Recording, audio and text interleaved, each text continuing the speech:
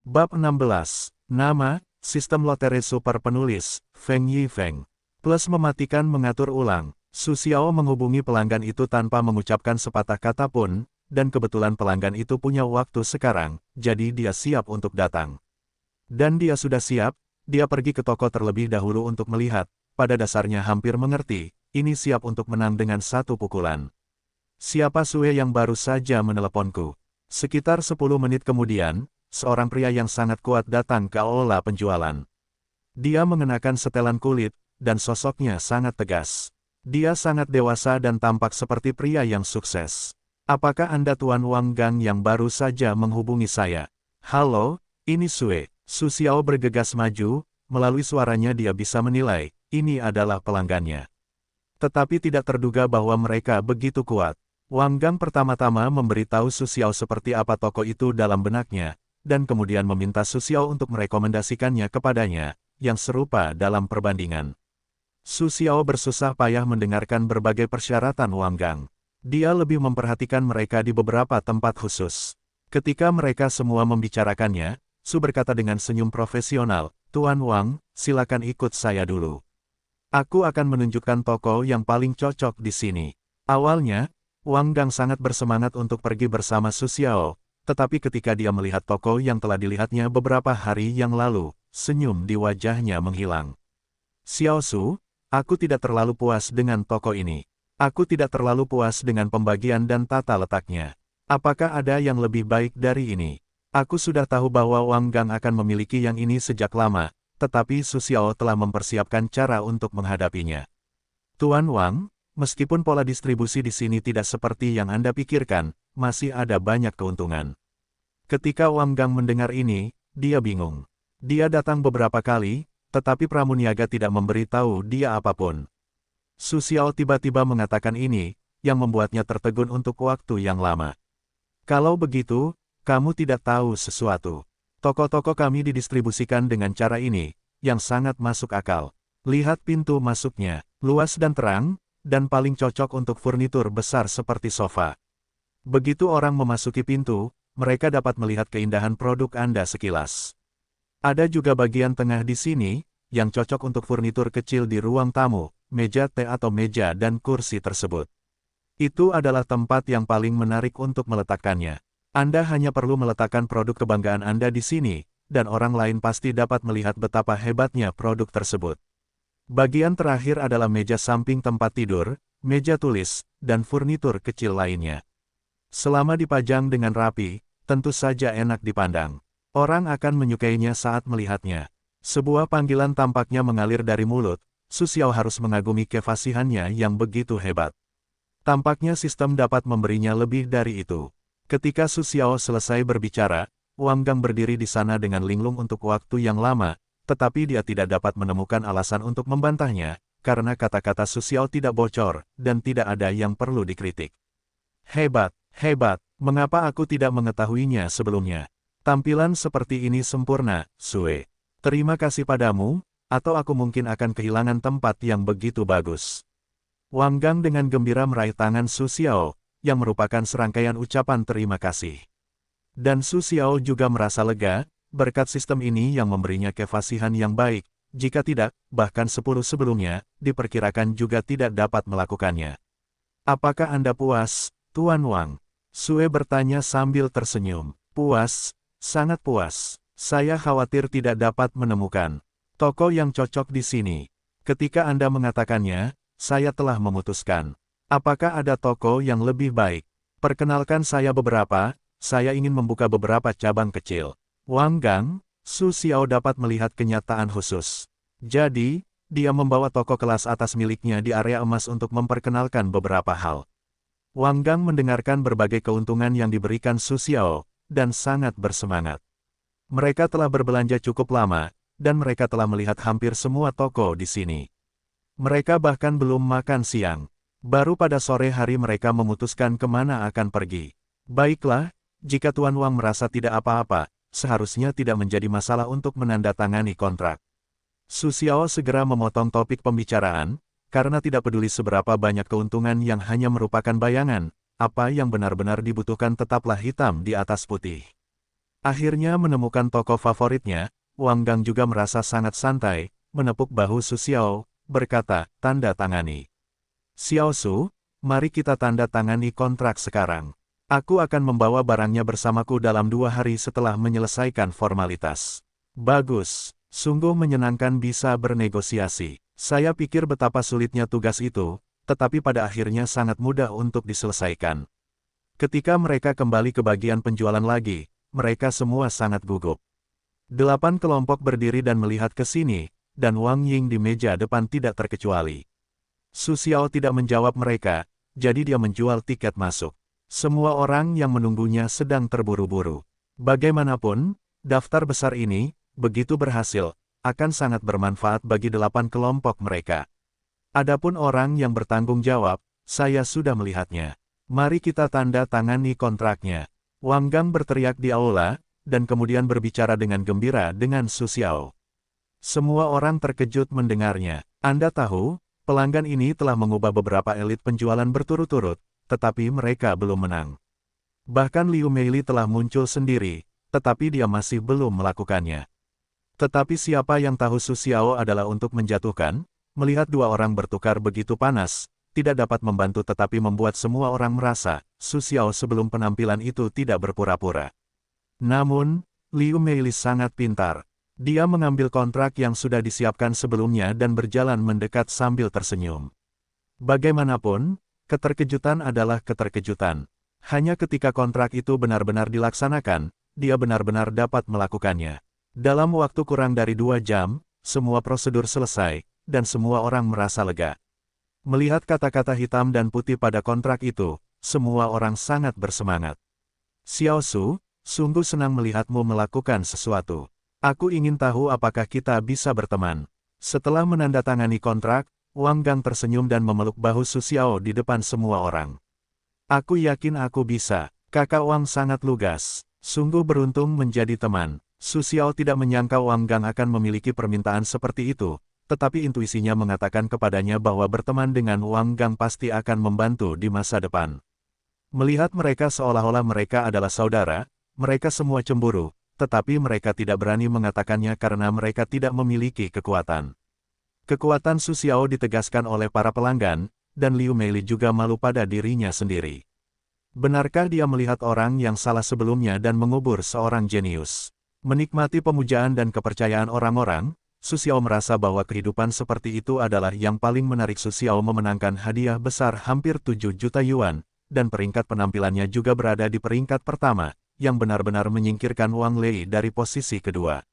Bagus sekali, aku tidak bersikap baik padamu sebelumnya. Aku harap kamu tidak keberatan.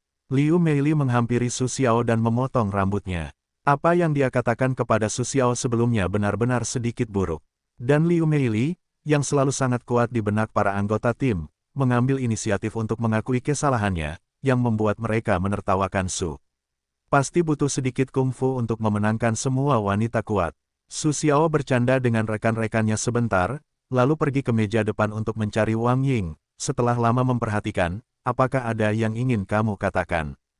Dia berbaring di lemari meja depan, tersenyum dan menatap wajah Wang Ying. Wang Ying, yang hanya ingin berbicara, merasa malu dan menundukkan kepalanya sedikit merah. Bagus sekali. Jika orang lain tidak bisa melakukan sesuatu, kamu bisa melakukannya. Itu menunjukkan bahwa kamu tidak kalah dengan orang lain. Suara Wang Ying sangat pelan, tetapi terdengar sangat menyentuh, yang membuat Su Xiao merasa lebih puas dari sebelumnya. Apakah kau akan memberiku hadiah?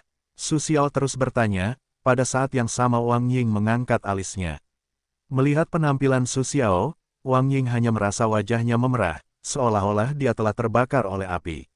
Dia duduk di sana, berbaring di atas meja, membuat Su Xiao tidak dapat melihat ekspresinya saat ini. Tunggu kesempatan. Wang Ying mengangguk, tetapi dia tidak dapat mendengar siapapun di sekitarnya. Dia dengan cepat mendongak. Su Xiao tidak tahu kapan dia kembali ke pekerjaannya, dan dia tidak tahu kapan ada seikat bunga di mejanya.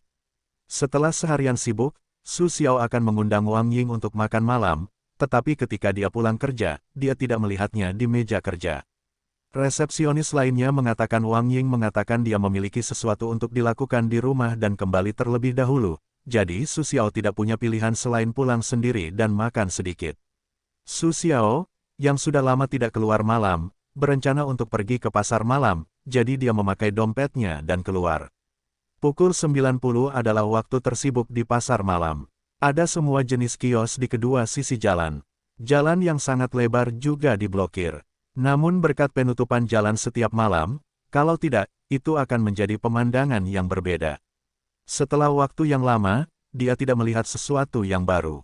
Su Xiaozeng hendak kembali ke rumahnya, tetapi dia menemukan kios yang sangat sederhana di sudut. Kios ini hanya sedikit, dan sangat mudah untuk diabaikan jika Anda tidak melihat dengan saksama. Penjaga kios adalah seorang gadis yang baru berusia 17 atau 18 tahun. Dia berpakaian sederhana dan sangat imut, tetapi dia terlihat sangat kuyu. Hanya ada beberapa hiasan sederhana di kios itu, yang tidak dapat dilihat tanpa penerangan. "Kakak, apakah kamu ingin membeli sesuatu?" Gadis itu tiba-tiba membuka mulutnya, dan suaranya indah dan menawan, tetapi dengan sedikit suara serak, sepertinya dia tidak sempurna. "Mengapa kamu tidak mengubah cahaya yang lebih terang sehingga orang dapat melihat apa yang kamu jual?" Su Xiao tidak menjawab karena dia tidak dapat menggunakan pernak-pernik ini untuk pria besar. Sebaliknya, dia peduli dengan gadis itu. Pada titik ini, ekspresi di wajah gadis itu jelas terdiam. Su Xiaoyuan mengira dia tidak ingin mengatakannya, dan kemudian berencana untuk pergi dengan tenang, tetapi dia ditangkap oleh gadis itu lagi. "Hanya ada Waner di keluargaku. Dia tidak punya uang dan tidak punya apa-apa. Kakak laki-lakiku ingin membeli sesuatu. Aku ingin makan." Gadis itu berkata, dengan sedikit tangisan dalam suaranya. Yang paling tidak bisa ditoleransi Su Xiao adalah gadis itu menangis. Saat itu, dia sedikit sedih. Melihat gadis yang mengaku sebagai Waner begitu menyedihkan, dia siap untuk menunjukkan kebaikannya dan mengajaknya makan. Barang-barang di kios itu dikemas dan dibawa pergi. Su Xiao membawa gadis itu ke sebuah restoran kecil. Meskipun gadis itu terlihat sangat lemah, tetapi dia makan banyak sekali, menghabiskan 4 atau 5 mangkuk nasi berturut-turut. Ini membuatnya merasa puas. Setelah saling mengenal sebentar, nama lengkap gadis itu adalah Tang Wan. Ketika dia remaja, sebuah kecelakaan mobil membuatnya menjadi yatim piatu, dan kerabatnya tidak ingin mengadopsinya, jadi dia harus bergantung pada dirinya sendiri dan pergi ke jalanan. Kehidupan seperti ini telah berlangsung selama beberapa tahun. Tang Wan tidak pernah makan makanan yang lengkap. Setiap kali, dia hanya makan 3 kali. "Kamu seharusnya bisa mendapatkan pekerjaan di usiamu sekarang. Mengapa kamu masih harus melakukan hal seperti ini dan tidak bisa menghidupi dirimu sendiri?" Su Xiao berkata bahwa bahkan jika Tang Wan bisa menjual barang-barang di pasar malam, dia tidak bisa mendapatkan sedikit uang, yang tidak cukup untuk makan. "Tapi aku tidak tahu apa-apa. Tidak ada yang menginginkanku." Tang Wan berkata dengan menyedihkan, melihat bahwa dia akan menangis lagi. "Berhenti, aku akan mengajakmu membeli baju. Kamu terlihat sangat lusuh." Su Xiao melihat orang-orang di sekitarnya yang tidak menyukai Tang Wan, jadi dia berencana untuk mengajaknya berdandan. Awalnya, Tang Wan masih sedikit enggan, tetapi Su Xiao tidak peduli, jadi dia langsung pulang. Dia menemukan dari lemari bahwa pakaiannya sudah kekecilan, melemparkannya ke Tang Wan, lalu pergi ke kamar mandi untuk menyesuaikan suhu air. "Aku juga tidak punya pakaian perempuan. Kamu bisa mandi dulu dan puas dengan itu. Lalu aku akan mengajakmu keluar untuk membeli baju." Melihat pakaian di tangannya, Tang Wan merasa hangat di hatinya, jadi dia tidak mengatakan apa-apa. Dia pergi ke kamar mandi, menutup pintu dan mandi. Su Xiao berbaring di kamar tidur menonton TV, dia tidak menyangka akan menemui hal seperti itu, hanya bisa menyalahkan dirinya sendiri yang terlalu baik, sehingga menjadi suatu hal yang baik. Entah berapa lama kemudian, Su Xiao duduk di tempat tidur, sedikit mengantuk, lalu terdengar suara tangisan manis di pintu. "Kakak, aku sudah selesai mandi." Tang Wan muncul di hadapan Su Xiao. Mantelnya yang longgar hanya melewati pinggulnya, kakinya yang ramping terekspos ke udara, dan dadanya sudah terangkat tinggi. Dan Tang Wantian sangat cantik. Setelah mandi, dia memiliki semacam kecantikan yang murni. Dia dengan lembut melingkarkan tangannya di rambutnya, dan wajahnya kemerahan. Su tertawa dan menelan ludah. Dia mendapati bahwa dia telah membawa pulang seorang gadis sekolah yang murni. Dia tidak sendirian dengan gadis kecil yang jorok itu sebelumnya. "Baiklah. Kalau begitu pergilah keluar dan beli pakaian. Ayo pergi." Su Xiao menggelengkan kepalanya dan bangun. Bagaimanapun, Tang Wan masih anak-anak. Dia begitu murni sehingga dia tidak bisa menyesatkan orang lain. Su Xiao memberi Tang Wan celana jeans yang sangat ketat, tetapi dia tidak menyangka Tang Wan akan sedikit longgar. Ayo pergi, toko pakaian akan segera tutup. Su Xiao melambaikan tangan ke Tang Wan, jadi dia membuka pintu dan siap untuk memulai. Dan Tang Wan mengikutinya, dengan lembut menarik pakaian Su Xiao, yang sedikit hijau. Toko pakaian yang paling dekat dengan Su Xiao biasanya tutup di tengah malam. Jika kamu pergi sekarang, akan butuh waktu lama sebelum tutup. Su Xiao membawa Tang Wan ke area pakaian wanita tanpa berkata sepatah kata pun. Pada usia 17 atau 18 tahun, Tang Wan sudah dewasa, dan bentuk tubuhnya sangat standar. Hanya saja Tang Wan tidak bersekolah, kalau tidak, dia mungkin bunga sekolah, dan pastinya tidak sedikit yang mengejarnya. Su Xiao tidak tahu apa-apa tentang pakaian anak perempuan, hanya terlihat bagus padanya. Tetapi yang paling sulit adalah Tang Wan juga tidak tahu bagaimana memilih pakaian. Mereka melihat tumpukan toko dan linglung untuk waktu yang lama. Pria tampan ini, apakah kamu membawa pacarmu untuk membeli pakaian? Dua asisten toko Su Xiao, yang paling dekat dengan mereka, melihat mereka berdiri di sana, tidak ada yang berjalan-jalan tidak melihat, jadi mereka mengajukan diri untuk bertanya. Ya, benar. Apakah Anda punya rekomendasi bagus di toko Anda? Su Xiao Zeng khawatir dia tidak tahu kemana harus pergi untuk membeli pakaian. Dia tidak memiliki antipati ketika dia bertemu dengan seorang asisten toko yang datang ke pintunya atas inisiatifnya sendiri. Silakan masuk, pria tampan. Petugas itu secara alami membawa Su Xiao dan suaminya ke tokonya, dan kemudian mulai merekomendasikan semua jenis pakaian. Bagaimanapun juga, gadis adalah gadis. Mereka tidak bisa meletakkan pakaian favorit mereka begitu mereka melihatnya, dan keinginan mereka untuk berbelanja pun tersulut. Tang Wan mencoba banyak pakaian, karena kecantikannya sendiri, hampir semuanya terlihat bagus. Jadi, selama dia merasa cocok, Su Xiao setuju untuk membelinya. Melihat senyum bahagia Tang Wan, Su Xiao merasa lega. Pada akhirnya, meskipun pakaian yang dibelinya mahal, Su Xiao tidak kekurangan uang, jadi dia kembali dengan tas besar dan kecil. Di rumah, Tang Wan dengan senang hati memandangi pakaian di seluruh tempat tidur, berbaring di sana. Kakak, kamu sangat baik. Aku belum tahu namamu. Tang Wan tersenyum pada Su dan berteriak dengan manis. Petik 2. Namaku Su Xiao. Panggil saja kakakku. Sue tertawa. Nama kakak Su Xiao sangat bagus. Kamu sangat tampan saat tertawa. Tang Wan berbaring di tempat tidur dengan senyum manis. Apakah aku dipuji? Su Xiao sedikit tercengang. Ada banyak orang yang memuji ketampanannya. Tapi ini pertama kalinya mendengar ini. Aku tetap senang. Batuk. Tang Wan, yang sedang berbaring di tempat tidur, tiba-tiba mulai batuk hebat. Dia tampak terbaring di tanah dengan kesakitan, dan wajahnya memerah dalam sekejap. Su terkejut. Dia tidak tahu apa yang sedang terjadi.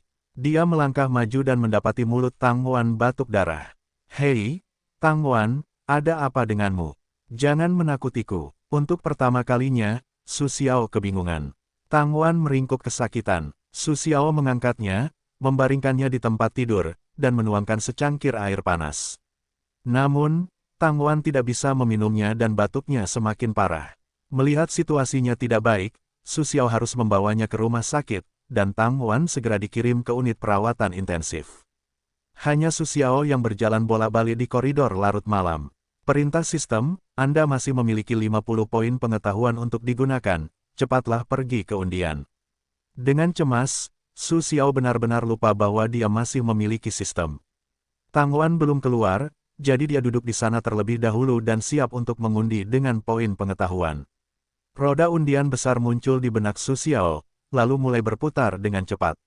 Selamat kepada tuan rumah karena telah memperoleh keterampilan menengah untuk meremajakan tangan. Su Xiao yang mendapatkan keterampilan baru itu terkejut. Ia hanya melihat pengenalan keterampilan baru itu. Ternyata itu adalah keterampilan mengobati penyakit.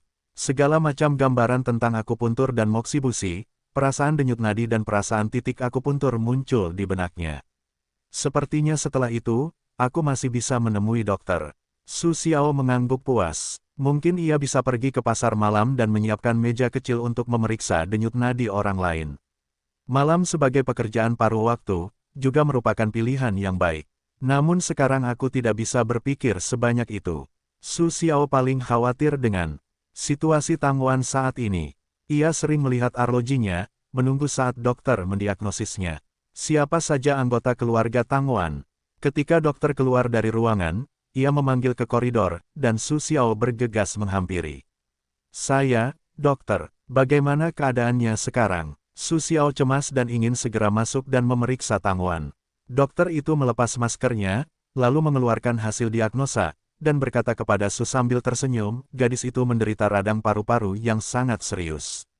Batuknya yang panjang tidak diobati tepat waktu, yang menyebabkan banyak lubang di paru-parunya, banyak gumpalan darah, dan kerusakan parah pada trakeanya.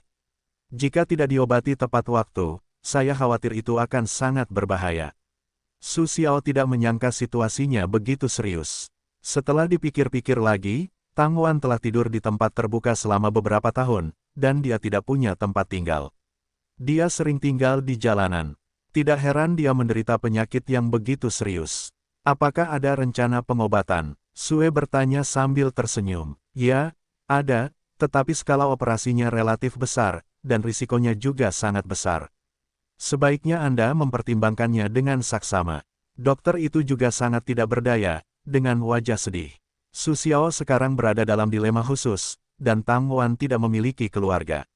Sebenarnya, Su Xiao bisa saja berbalik dan pergi sekarang, karena gadis ini tidak ada hubungannya dengan dia, tetapi karena dia sudah dibawa ke sini, bagaimana dia bisa pergi begitu saja?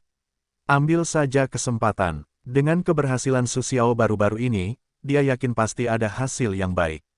Dokter, kalau begitu persiapkan. Kapan operasinya akan dilakukan? Su Xiao akhirnya memutuskan, bagaimanapun juga, selama Anda berusaha, akan ada harapan pada akhirnya. Atas izin Su Xiao, dokter berkata, pergi ke rumah sakit dulu, dan kami akan mengatur operasi untuk Anda besok. Su mengucapkan terima kasih sambil tersenyum, jadi dia berlari ke bagian rawat inap dengan tergesa-gesa untuk memeriksa prosedur yang relevan di tasnya. Baru pada larut malam Su mengatur semua hal dengan baik. Dia sangat lelah hingga seluruh tubuhnya terasa sakit.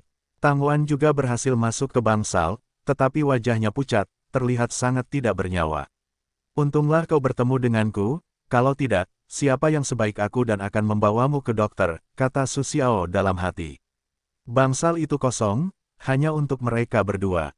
Melihat sudah hampir tengah malam, Su Xiao tidak berani tidur karena takut Tang Wan harus dirawat di tengah malam. Namun, sepertinya dia tidak bisa bekerja keesokan harinya, jadi dia menelepon Liu Meili untuk meminta cuti. Duduk diam, Su Xiao mulai memikirkan sistem itu. Perpustakaan yang disebut penuh waktu itu mencakup semua lapisan masyarakat, dan ada banyak tempat yang tidak dapat dijelaskan oleh sains. Bahkan Su Xiao pun terkesima setelah melihatnya. Dia tidak menyangka bahwa sistem itu benar-benar tak terduga. Jika suatu hari dia benar-benar dapat mempelajari semua hal dalam sistem itu, berapa banyak orang yang akan mengagumi kekuatannya. Saat membayangkan masa depan yang begitu indah, Su Xiao duduk di sana sambil terkikik. Apa gunanya tangan yang luar biasa ini? Perhatian Su Xiao akan segera terfokus pada keterampilan baru yang diperolehnya hari ini. Tampaknya dia sangat kuat setelah membaca pengantar singkat itu, tetapi dia belum mencobanya, jadi dia tidak tahu apa efeknya. Aku ingat, seolah-olah aku bisa merasakan denyut nadinya. Su Xiao tiba-tiba teringat bahwa ada perasaan dalam pengantar itu, jadi dia ingin mencobanya. Dia pertama-tama merasakan denyut nadinya sendiri, tetapi tidak ada yang keluar, jadi dia menghentikan pandangannya pada Tang Wan, yang sedang berbaring di tempat tidur. Kakak, aku sudah banyak menyinggung perasaannya. Tang Wan tertidur, dan dia tidak bisa meminta persetujuannya, jadi Su Xiao harus memegang pergelangan tangannya dan menempelkan jari tengahnya pada denyut nadinya. Hanya pada saat dia menyentuh denyut nadi Tang Wan, Su Xiao sepertinya merasakan gambaran aneh dalam benaknya. Gambar ini sangat aneh. Itu tampak seperti bagian dalam tubuh manusia. Dia dapat dengan jelas merasakan denyut nadi Tang Wan yang tidak stabil, dan kemudian dia menemukan masalahnya, yaitu, paru-paru Tang Wan tersumbat oleh banyak gumpalan darah, sehingga tubuhnya tidak dapat melakukan sirkulasi metabolisme yang normal. Kelihatannya seperti masalah, tetapi sepertinya tidak menjadi masalah. Su Xiao mengulurkan tangan kirinya, lalu membalikkan badan dan sebungkus jarum perak muncul di tangannya. Semoga berhasil. Su Xiao melepaskan tangan Tang Wan, lalu membuka kantong jarum dan mengeluarkan beberapa jarum perak. Su Xiao menarik napas dalam-dalam, lalu dengan cepat menusukkan beberapa jarum perak ke dada Tang Wan. Meskipun Tang Wan jelas-jelas naik turun, dia tidak terbangun. Kemudian Su Xiao mengeluarkan beberapa lagi dan dengan cepat menusukkannya. Ketika jarum perak terakhir ditusukkan, Su Xiao merasa lega. Meskipun dia belum pernah mempelajari pengetahuan tentang akupuntur sebelumnya, dia sangat mahir. Ini seharusnya menjadi peran keterampilan peremajaan tangan yang terampil. Hampir sampai, Sue melihat arlojinya sambil tersenyum. Sudah sekitar 10 menit berlalu dan sudah waktunya untuk mulai menusukkan jarum. Su Xiao dengan lembut menekan titik akupuntur di tubuh Tang Wan dengan ibu jarinya, dan semua jarum perak di permukaan tubuhnya keluar. Dia membuka kantung jarum dengan tangannya, lalu melambaikannya, dan semua jarum perak dimasukkan ke dalam kantung. Dia mengambil salah satu jarum perak dan melihatnya dengan saksama. Semua jarum telah berubah menjadi hitam dan tampak sangat aneh. Setelah menyimpan kantung jarum perak, Su Xiao memberikan denyut nadi pada Tang Wan lagi. Saat ini, dia merasakan denyut nadinya lagi. Apa yang dilihatnya benar-benar berbeda dari apa yang baru saja dilihatnya. Sungguh menakjubkan. Suasana hati Su Xiao saat ini tidak dapat digambarkan dengan keterkejutan. Beberapa suntikan dapat mengubah keadaan tubuh orang, jadi dia dapat disebut sebagai dokter ajaib. Baiklah, mengapa saya di sini? Tang Wan di tempat tidur membuka matanya samar-samar. Dia melihat kain putih dan tidak bisa menahan rasa ingin tahu. Kenapa? Suaraku. Tang Wan tiba-tiba merasa suaranya sedikit segar, dan dia tidak lagi berbicara sekeras sebelumnya. Bagaimana perasaanmu? Su Xiao bertanya dengan sangat khawatir. Aku merasa sangat rileks sekarang. Aku sudah lama tidak merasa senyaman ini. Tang Wan bangun dari tempat tidur dengan gembira dan melompat beberapa kali. Senyum di wajahnya menjadi sangat cerah. Su Xiao juga sangat puas. Efeknya luar biasa. Seperti yang diharapkan, dia telah memenuhi harapannya terhadap sistem. Waktu berlalu sangat cepat. Tanpa disadari, hari sudah pagi. Mereka berbicara dan tertawa sepanjang waktu di bangsal. Mereka sangat bahagia. Aku siap untuk operasi. Mari kita periksa. Dokter yang memeriksa Tang Wan kemarin masuk dan melihat Tang Wan dan Su Xiao sedang berbicara dan tertawa di sana. Dia langsung ragu-ragu. Dokter, saya merasa baik-baik saja. Bisakah saya langsung meninggalkan rumah sakit?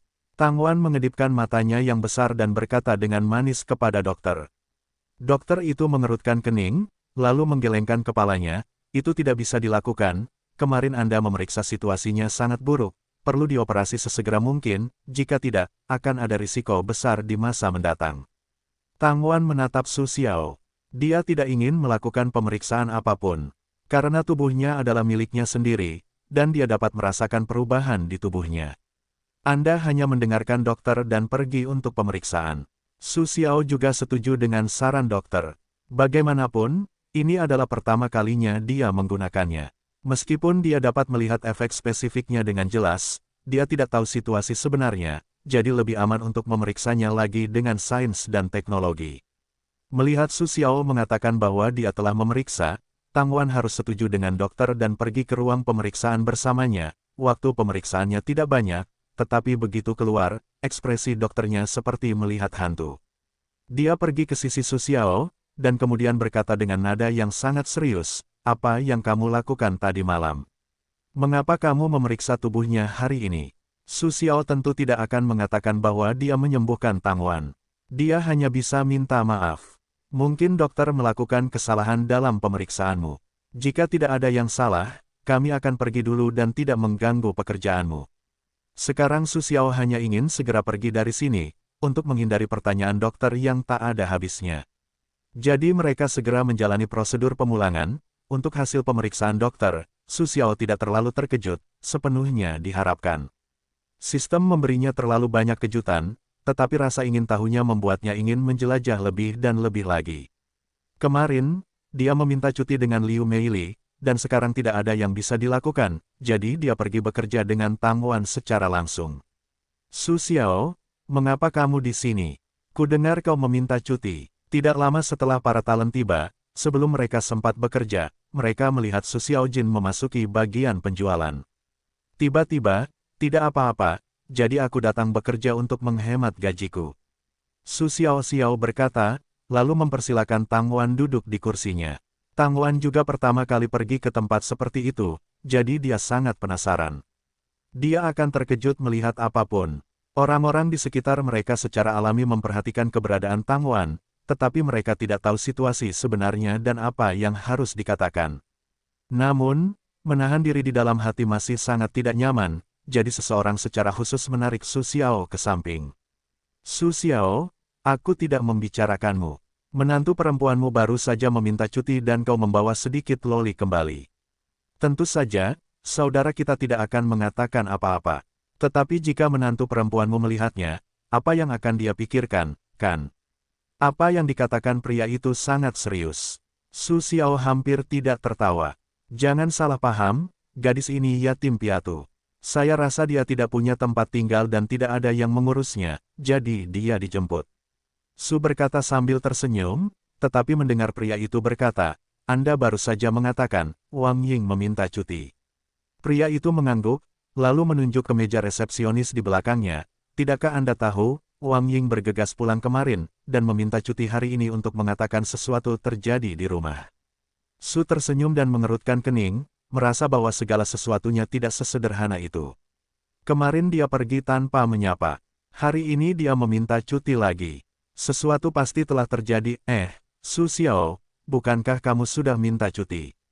Kenapa kamu datang lagi? Liu Meili baru saja kembali dari mengurus dokumen. Ketika dia melihat Su Xiao berdiri di sana mengobrol dengan rekan-rekannya, dia tentu saja merasa ragu. Tidak apa-apa. Jadi aku datang bekerja untuk mendapatkan lebih banyak uang untuk menghidupi keluargaku. Su berkata kepada Liu Meili, menggaruk kepalanya sambil tersenyum. Liu Meili berjalan perlahan, tetapi tiba-tiba melihat Tang Wan duduk di meja Su Xiao. Su tertawa canggung. Kemudian dia menarik Liu Meili ke samping dan menceritakan semuanya. Liu Meili tiba-tiba menyadarinya dan mengurus Tang Wan. Tetapi Su Xiao tidak peduli dengan hal-hal ini sekarang, tetapi tentang Wang Ying. Beberapa hari yang lalu, Wang He sangat tidak senang di pesta ulang tahun bibinya. Dia sangat khawatir Wang He akan menyusahkan mereka. Ketua kelompok Liu, apakah kamu tahu mengapa Wang Ying meminta cuti? Su bertanya sambil tersenyum.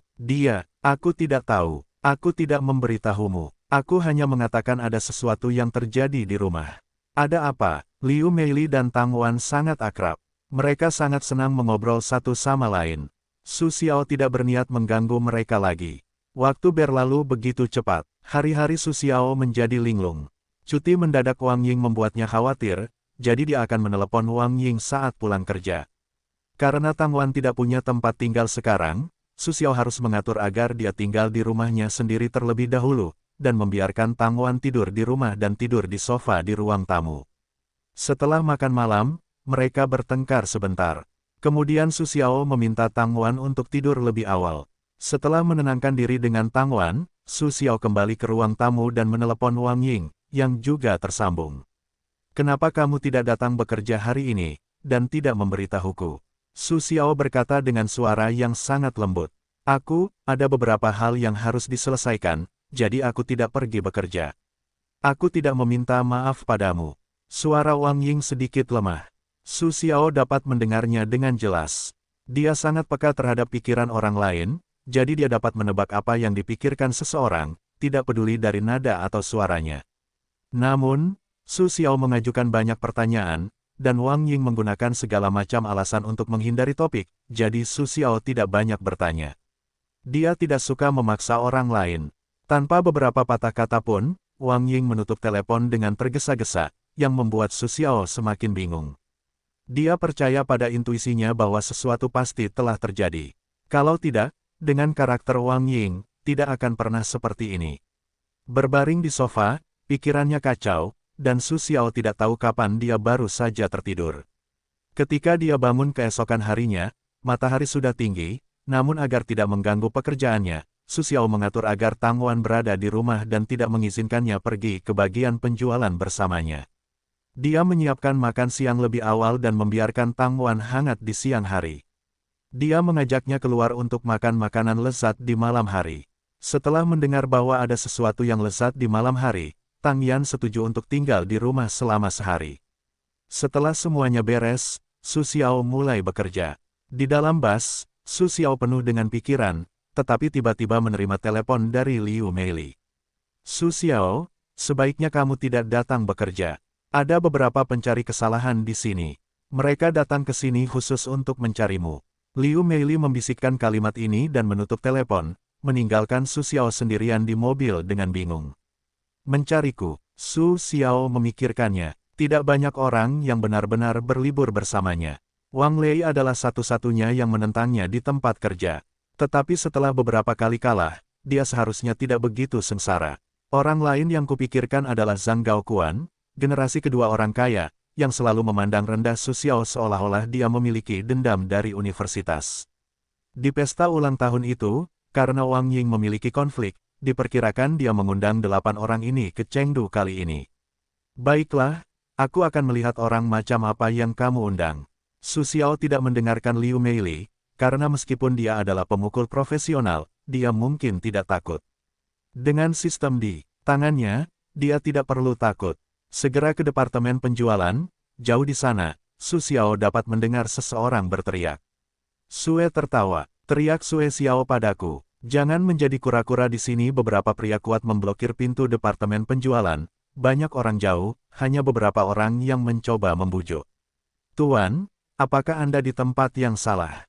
Pria yang kau bicarakan tidak bekerja di sini. Liu Meili tersenyum kaku. Sekarang hanya dia yang bisa menyelesaikan masalah ini. Apa yang kau cari dengan kakekmu? Ketika beberapa pria kuat siap untuk memulai, suara Su Xiao datang dari belakang mereka. Liu Meili dan yang lainnya menunjukkan ekspresi yang sangat gugup, sementara Wang Lei menyombongkan diri di sana, berpikir bahwa akan ada permainan yang bagus untuk ditonton. Ketika Su Xiao melewati beberapa pria kuat dan datang ke depan dan belakang wajah Liu Meili, dia secara khusus menjaga mereka dan berkata, "Selamat pagi, semuanya. Kalian gila, aku sudah bilang untuk tidak datang hari ini. Mereka semua datang untuk mencarimu." Liu Meili menarik pakaian Su Xiao, dan bahasanya menjadi mendesak. "Hei, nak, apakah kau menuntut? Kami dipercayakan oleh orang-orang untuk mengirimmu ke rumah sakit untuk jangka waktu tertentu.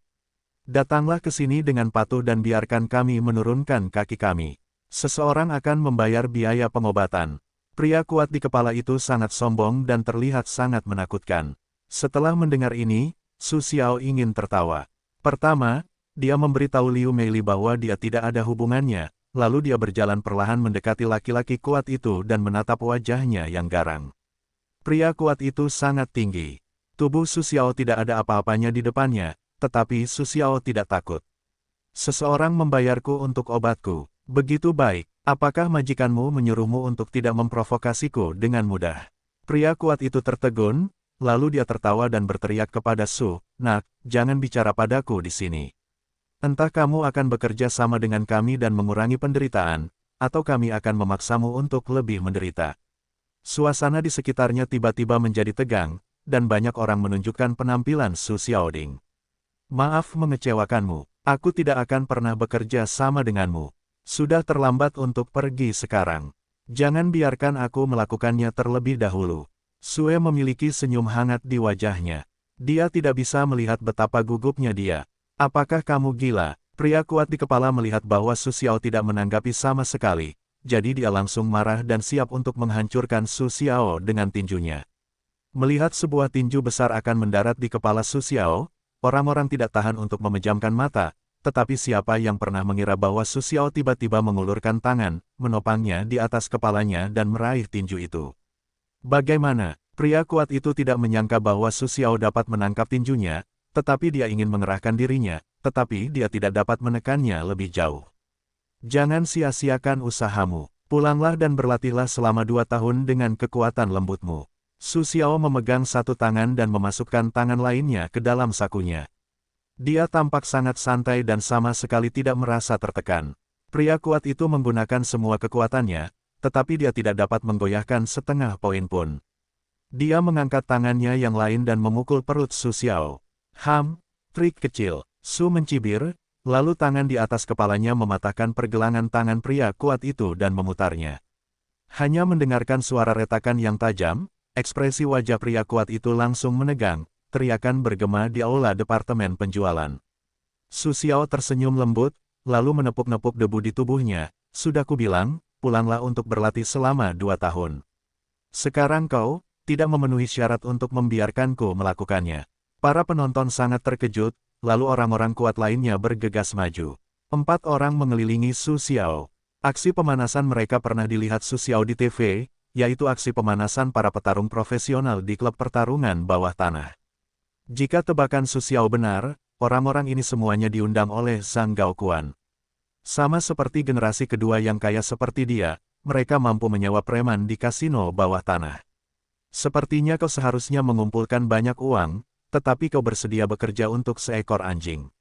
Apakah itu benar-benar sepadan? Su Xiao menggelengkan kepalanya tanpa daya, meskipun para preman ini terlihat sangat kuat, tetapi baginya, itu hanya masalah menggerakkan jari-jarinya.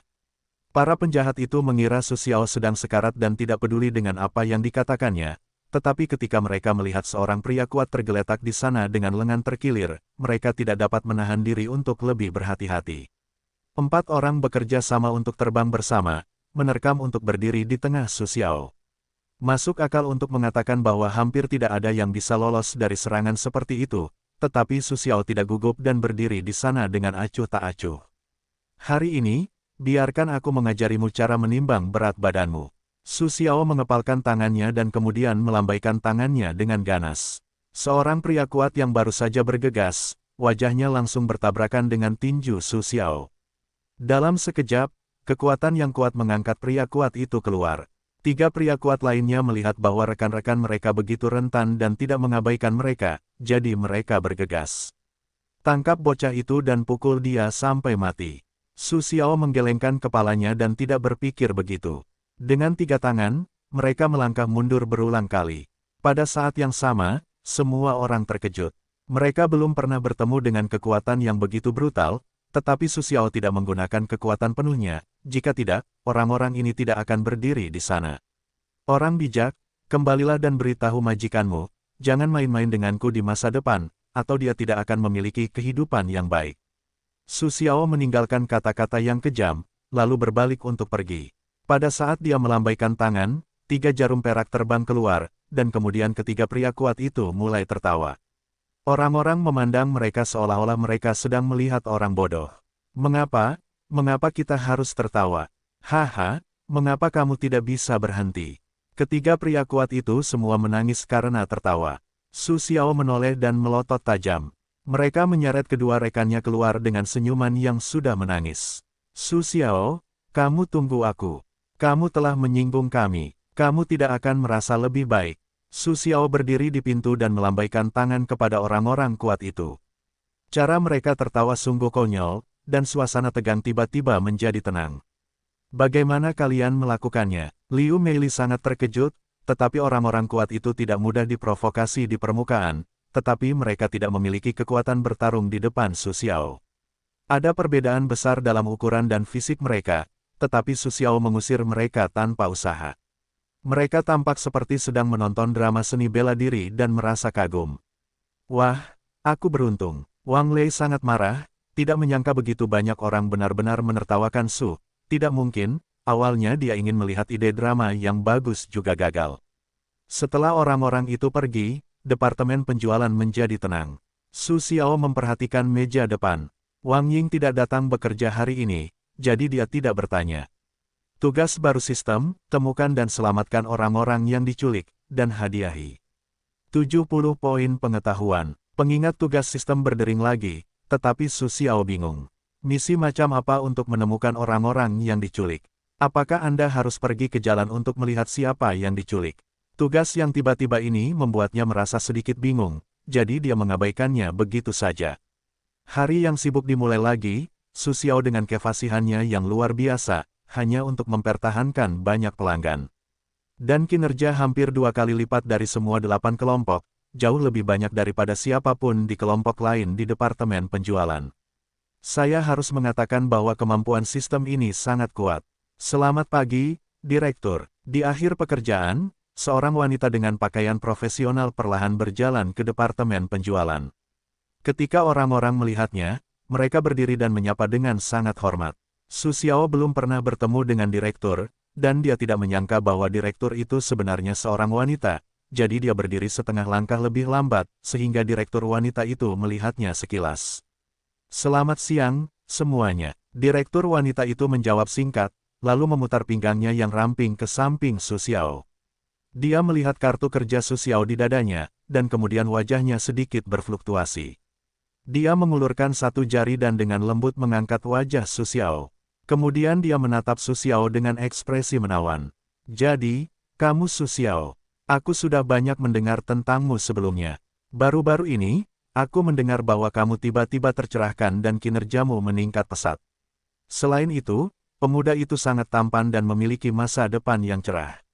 Biasanya Su Xiao yang pergi berhubungan dengan saudara perempuannya dengan cara ini, tetapi hari ini dia diejek oleh bosnya. "Aku benar-benar tidak tahan." Orang-orang lain di kelompok 8 juga sangat iri pada Su Xiao. Meskipun sutradara wanita itu tidak secantik itu, dia tidak kalah dengan para model profesional dalam hal kecantikan.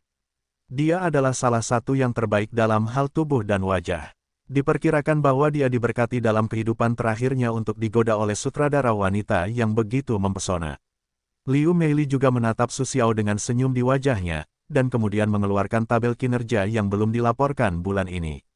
Sutradara wanita itu hanya melirik wajahnya, dan kemudian dia semakin terkejut. Dia menatap Su Xiao dari waktu ke waktu, dan matanya penuh dengan rasa ingin tahu. "Penampilanmu tidak pernah tercapai. Luar biasa. Departemen penjualan kami membutuhkan orang-orang sepertimu." Sutradara wanita itu menepuk bahu Su Xiao dengan semangat, dan Su Xiao senang. "Setelah akhir bulan ini, pernyataan kinerja akan segera diserahkan kepadaku, dan aku akan melaporkannya ke kantor pusat, sehingga membuatnya memberi imbalan yang baik kepadamu." Sutradara wanita itu berkata kepada Liu Meili, dan matanya masih tertuju pada Su Xiao. Di matanya, seseorang yang dapat mencapai prestasi yang belum pernah terjadi sebelumnya adalah bakat yang langka. Jika terus berkembang seperti ini, masa depannya akan cerah. Setelah memeriksa semua kelompok satu persatu, direktur wanita itu meninggalkan departemen penjualan dengan puas. Begitu direktur wanita itu pergi, semua orang berlarian dan menertawakan Su Xiao. "Sejujurnya, apa yang telah kamu lakukan? Mengapa ketua kelompok dan presiden sangat menghargai kamu? Apakah kamu berbuat baik kepada mereka, atau bagaimana kamu bisa begitu baik kepada dirimu sendiri?" Dulu tidak seperti itu. Ada banyak diskusi. Meskipun apa yang mereka katakan tidak terlalu baik, itu hanya candaan. Mereka terutama iri dengan perkembangan Su Xiao yang cepat. Setelah pulang kerja, semua rekan kerjaku saling berpamitan. Meskipun Wang Ying tidak masuk kerja dan orang-orang itu datang untuk membuat masalah di pagi hari membuatnya sangat tidak senang, dia merasa cukup nyaman karena pujian dari direktur dan Liu Meili. Dia sedang terburu-buru untuk kembali sekarang, karena masih ada seseorang yang menunggunya di rumah. Dia berkata bahwa dia akan mengajak Tang Wan keluar untuk makan makanan lezat di malam hari. Dia tidak ingin mengingkari janjinya untuk pertama kalinya. Namun, begitu sampai di depan pintu, Su Xiao melihat pintunya tersembunyi. "Gadis kecil ini, jika kamu tidak menutup pintu, kamu tidak akan takut diculik." Su Xiao tidak berdaya. Bagaimanapun, Tang Wan tinggal di sebuah gedung untuk pertama kalinya setelah bertahun-tahun. Dia sedikit penasaran. "Aku kembali. Apakah kamu makan siang yang enak tadi siang?" Su Xiaola membuka pintu dan berteriak ke ruang tamu, tetapi kemudian senyumnya membeku sepenuhnya. Ruang tamu berantakan, perabotan berantakan, vasnya pecah, dan TV terbagi menjadi beberapa bagian.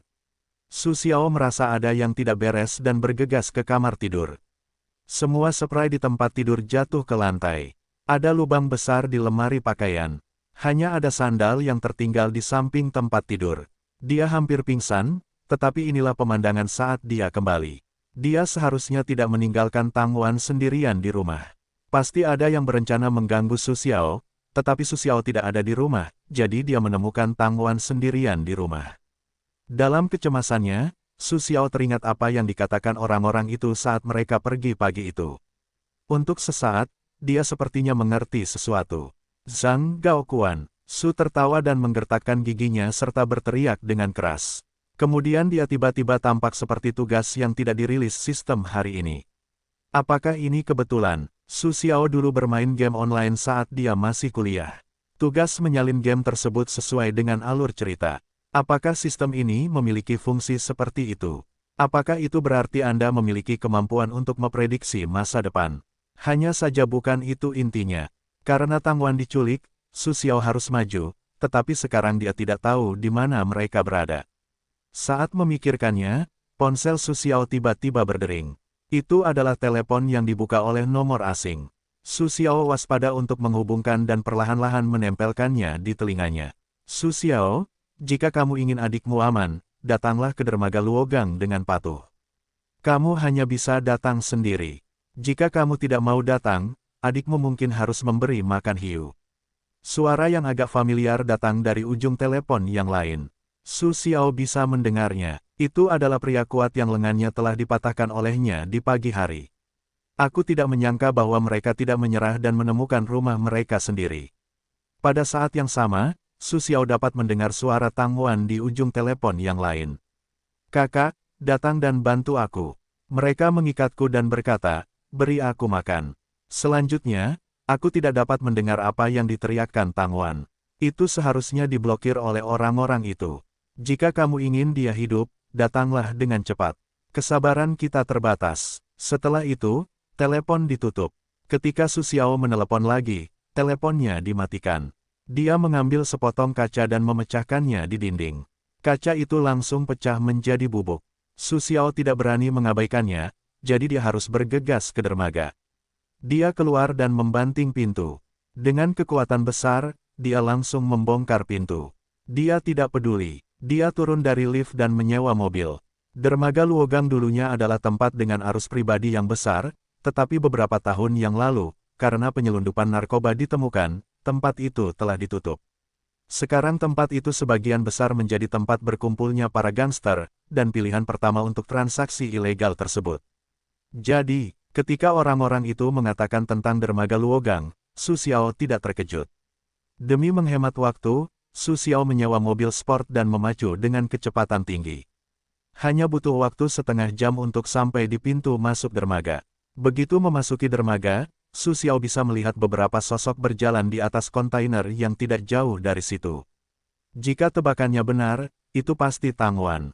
Halo, aku datang. Cepat lepaskan dia, teriak Su Xiao, lalu beberapa sosok tiba-tiba muncul di belakangnya. Satu persatu memegang jeruji besi di tangan, melambaikan tangan dan berteriak. Sedang merencanakan, Su menatap orang-orang di belakangnya sambil tersenyum. Jelas sekali mereka adalah preman bayaran lagi. Naik, begitu mereka muncul, mereka melancarkan serangan terhadap Su Xiao. Mereka tidak menyisakan waktu untuk berpikir. Mereka melambaikan jeruji besi di tangan mereka dan berputar di udara. Mereka menghantam kepala Su Xiao hingga terbentur. Su Xiao segera mundur, dan jeruji besi itu menghantam tanah dengan keras ke ujung hidungnya. Tongkat ini tampaknya tidak memiliki kekuatan, tetapi saat mendarat, tanah hancur dan berlubang. Kekuatan yang luar biasa. Sebelum Su Xiao bisa berdiri diam, pria itu mengayunkan batang besi itu lagi. Su Xiao tiba-tiba memegangnya dengan kedua tangan, lalu tiba-tiba mengerahkan tenaga. Dia melihat bahwa batang besi itu dengan cepat membengkok dengan kecepatan yang terlihat oleh mata telanjang. Namun, pria itu juga sangat cerdik. Melihat situasinya tidak tepat, tangannya segera melonggarkan batang besi itu dan melangkah mundur ke belakang. Su Xiao memegang batang besi yang bengkok itu di tangannya dan melemparkannya ke depan. Kedua pria dengan jari harimau itu baru saja memukul batang besi itu hingga melayang dengan tinju mereka. Mereka berdua mengangkat tinju mereka dan bertarung di wajah Su Xiao pada saat yang bersamaan. Kecepatan tinju mereka sangat cepat. Su Xiao mengulurkan tangannya dengan panik untuk menangkap mereka.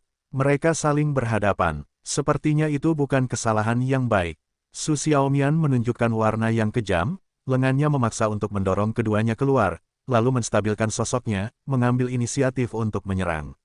Su Xiao sudah siap untuk berkelahi, tetapi dia mendengar suara gemuruh dari orang kuat di dekat kontainer. Su Xiao, jika kamu ingin adikmu hidup, jangan melawan. Kalau tidak, jika suasana hatiku sedang buruk, adikmu akan pergi.